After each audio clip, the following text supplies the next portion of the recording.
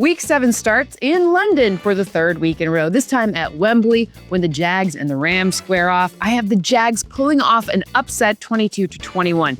No Puka Nacua in this game is huge for the Rams. Travis Etienne is averaging 5.3 yards per rush. That's fourth among running backs. And the Jags lead the NFL with 14 takeaways. And by the way, they were last in the NFL in 2024 with just 9. Duval. The Saints head to Chicago for a matchup with the Bears. I have the home team, the Bears, winning 24-21.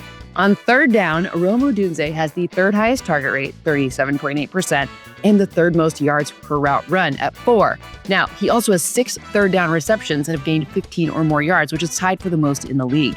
DJ Moore is injured, so this could be a big Odunze game. The throw from the middle of Odunze, touchdown Bears! The Dolphins head to Cleveland for a matchup with the Browns in a game where I forecast the home team, Cleveland, to win 22-20.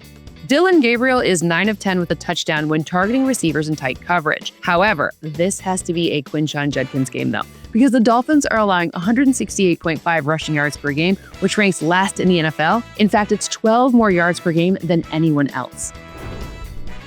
The Raiders head to Arrowhead for an always feisty matchup with the Chiefs. I have the Chiefs coming out on top 28-15. Patrick Mahomes leads the NFL with a 57.5 success rate against zone coverage this season, and the Raiders play zone at the second highest rate in the league on 86% of dropbacks. The Eagles travel to Minnesota for a matchup with the Vikings, and I have the road team, the Eagles, winning by 1 point, 24-23. Jalen Hurts has a 70 completion percentage against the blitz, which is 5th in the NFL. He also has 6 touchdowns and 1 interception when teams rush an extra passer. And the Vikings, well, they blitz at the second highest rate, 37.7%. The Panthers head to MetLife Stadium for a matchup with the Jets. And guess what? I have New York getting their first win of the season, 21-20. Bryce Young leads the NFL with 8 touchdowns and has 0 interceptions against man coverage this season. The Jets play man at the 7th highest rate, 36% of the time, but they only allow 7.4 yards per attempt in man coverage, which is 26th in the NFL. The Patriots head to Nashville for a matchup with the Titans. I have the away team, the Pats, winning 24-16. Drake May is 2nd in the league in completion percentage at 73.2%, and the Titans rank 28th in the NFL, allowing a 70.7 completion percentage. The Broncos host the Giants in an interconference matchup where I have the home team, Denver, coming out on top 25-17. Jackson Dart is 3rd in the NFL with 113 rushing yards on scrambles since becoming the starter in Week 4. However, the Broncos have allowed just 34 rush yards on scrambles this whole season. That's 3rd fewest in the NFL. They also lead the NFL with a 46.1 pressure rate. And he's met in the backfield as Nick Bonito was the first in on the tackle. The Colts play their second game this season at SoFi Stadium, this time against the Chargers, in a game where I forecast them to win 27-24.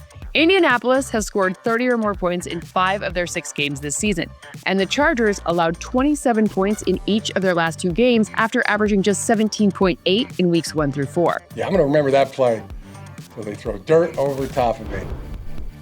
The Cardinals host the Packers in a game where I forecast Green Bay to come out on top 25-20. Jordan Love is 3rd in the NFL, averaging 8.6 yards per attempt this season, and the Cardinals have allowed the most successful passing plays at 123. I project a high-scoring affair between NFC East rivals Dallas and Washington in a game where I forecast the Commanders to come out on top 29-28. Jaden Daniels ranks 3rd in the NFL with 23 rushing attempts despite missing time with a knee injury. And the Cowboys are 24th in the NFL in rushing yards allowed to quarterbacks.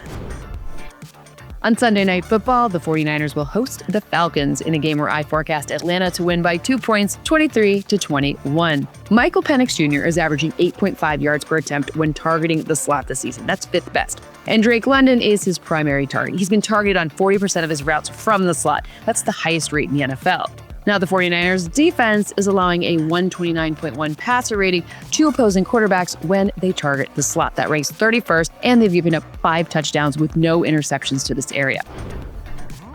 The Lions host the Bucs in the first of our Monday night doubleheader for this week in a game where I forecast Detroit to win 28-25.